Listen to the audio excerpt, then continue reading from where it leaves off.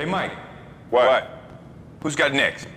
What's good, y'all? It's your man, Hezo, and welcome back to the Blacktop, where I always got next, you feel me? Game 3, we looked like it was going to be in the makings of a blowout.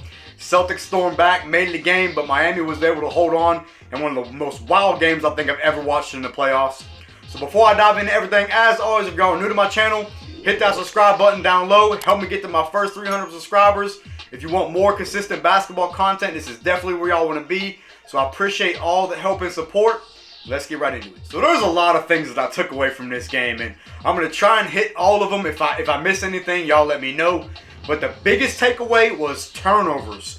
The Celtics just, man, they did not look like the same team like they did in Game 2. And it was really like a reverse roles for real. I mean, in the first half, it was looking like Miami looked like Boston in Game 2, and Boston looked like Miami. It was just a complete flip. And credit to the Heat for just putting the pressure on the Celtics offense and just forcing turnovers. I think they committed like 22 or 23 turnovers compared to like 7. You will not win a game like that in the playoffs. That is just carelessness, sloppy turnovers. I don't even know what more to say. Credit to the Heat defense for that, because they were just putting the pressure on. And this is without Jimmy Butler in the second half, which I'm going to talk about in a minute. But the Celtics Jason Tatum was a no-show tonight. He must be still at Club Live in Miami, because that was just, come on, man. You're a star in this league. You got to come up bigger than that. Jalen Brown got 40, did his job, was trying to do everything he could in the fourth quarter. He hit that clutch 3 late in the fourth quarter to cut it to a 1-point game. At that point, I thought, okay, Celtics are about to win this game. Then next possession, Max Strus hits that beautiful 3, man. And I think this game tells me enough of what I need to know about Max Strus. Pay him. I'm not saying pay him $90 million, but you know Max Strus is gonna get paid. It's time to move on from Duncan Robinson. He got into the game, took a couple shots. It's time to move on from Duncan Robinson. You paid him $90 million. Max Strus is a better player. It's just that simple. Max Strus is a more well-rounded player. He's just as good as a shooter. He can put the ball on the floor and get to the rim better than Duncan Robinson can. And he's a better defender. All around, he's better than Duncan Robinson. Pay Max Strus. Get rid of Duncan Robinson. It's that simple. Oladipo came in and played big minutes for them once Jimmy Butler went out. His defense was just incredible. He forced Jalen Brown into a couple bad turnovers. Even though Jalen Brown had 40, he still had a couple careless turnovers. Again, Jason Tatum, a lot of careless turnovers. And again, credit to Miami for that, because they was putting the pressure on, getting into passing lanes and forcing them into bad turnovers. It wasn't just, they did throw the ball away, a handful of times, but, that was just credit to Miami defense. Again, Jimmy Butler goes down in the first half. Well, not in the first half. Right knee inflammation. We'll see what that turns into. That's going to be really interesting if he can give it a go for Game 4. If not, man, that's going to be a huge turning point in this series. I want to talk about Marcus Smart for a minute. What more can you say about Marcus Smart, man? The amount of heart that he showed in this game was just incredible. Coming down on that ankle, and that looked like a nasty ankle injury, man. I didn't think he was coming back. Legitimately, I thought he was done.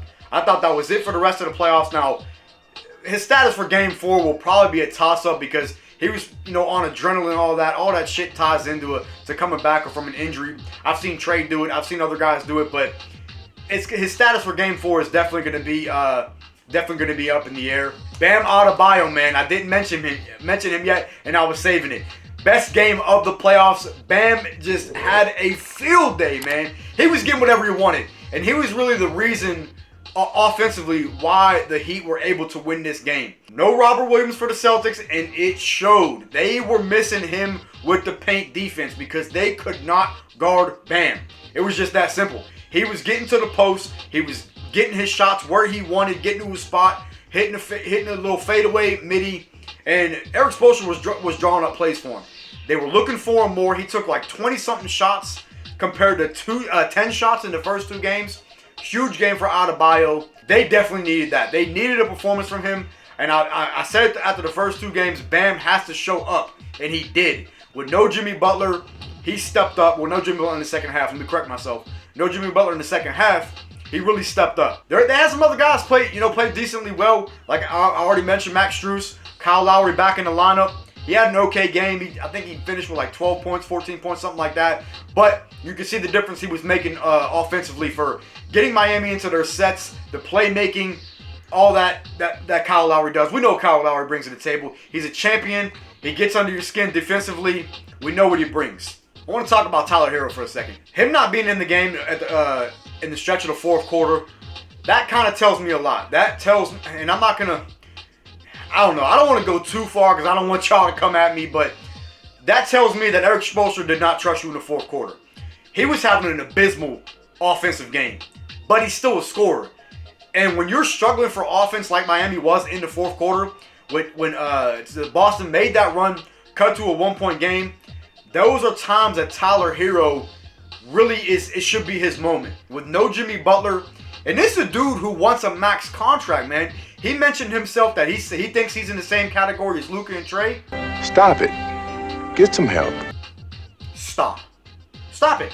It's that simple, man. Stop it. You're not in Trey and Luka's realm. Nope. It's just not even close. Same with DeAndre Ayton, man. DeAndre Ayton, this is kind of shifting to the Suns, but DeAndre Ayton wants a max contract but did nothing in Game 7. You can't have performances like that in the playoffs. And Tyler Hero has not played great this playoffs. He's played okay. He's had some games, but he's had a lot of duds too, man. Like, let's call it for what it is. He shot 0 for 6 from 3. He was like 4 for 15 from the field. And I don't want to hear nothing about making excuses for him, saying, oh, he's playing banged up.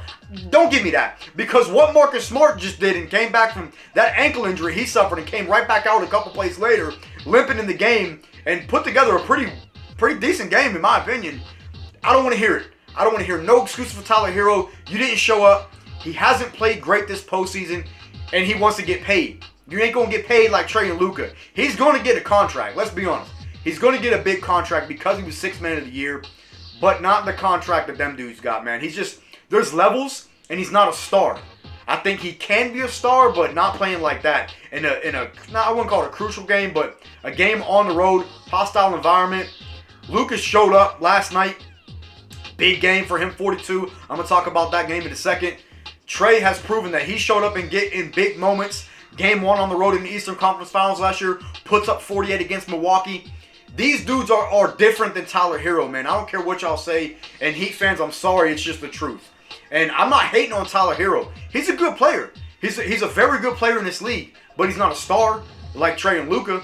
I'm going to leave it at that for that. Hell of a game, man. I was definitely disappointed at first with the blowout. I'm just tired of watching blowouts, man. Like I said, I'm a neutral basketball fan, so I just want to watch good playoff basketball. And I feel like this conference finals, both of them, have just been an absolute disappointment.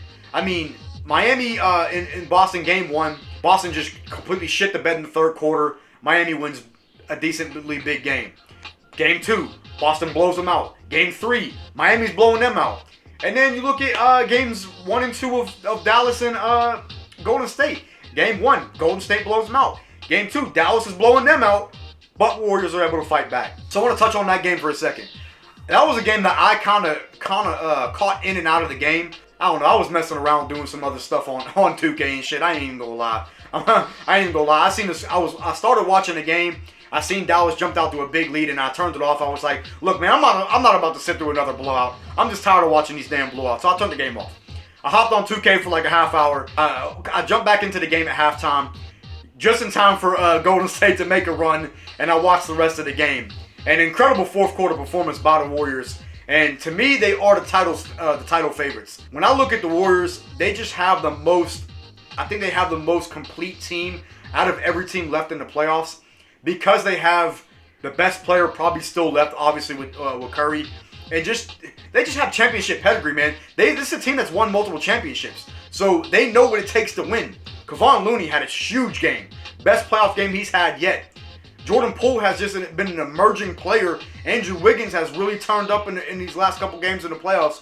The Warriors just even fighting back from 19, man. That's just resiliency. And I've said it all playoffs long for some teams like the Heat and the Celtics that they showed resiliency.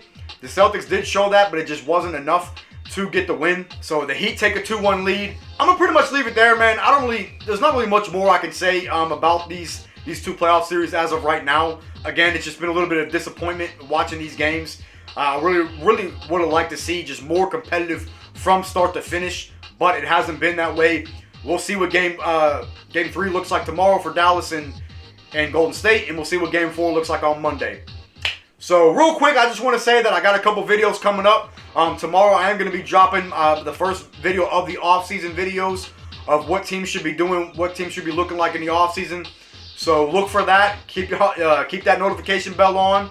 Videos are going to be coming out, relatively fast. I'm going to still be doing game recaps, definitely of the NBA Finals, the rest of this series as well.